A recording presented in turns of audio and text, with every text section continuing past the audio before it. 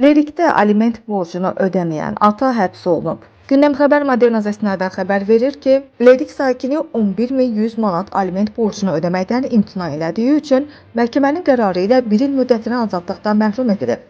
Məlumata görə, kənd sakini 2018-ci ildən 3 övladının hər birinə 100 manat olmaqla 300 manat aliment verməli idi.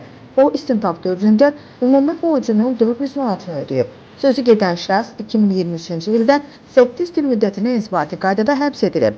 Məhkəmə qətnaməsini icra etməsi üçün ona yeni müddət təyin olunub və ölkədən çıxışına qadağa qoyulub. Ümumilikdə atanın 11.000 manat borcu yaranıb, amma o bu məbləği ödəyə bilməyib. Yekun nəticədə təqsirləndirilən şəxs Azərbaycan Respublikasının Cinayət Məcəlləsinin 306.1-ci maddəsində nəzərdə tutulmuş cinayət cinayət törətməklə təqsirli bilinib və 1 il müddətinə azadlıqdan məhrum etmə cəzasına məhkum edilib.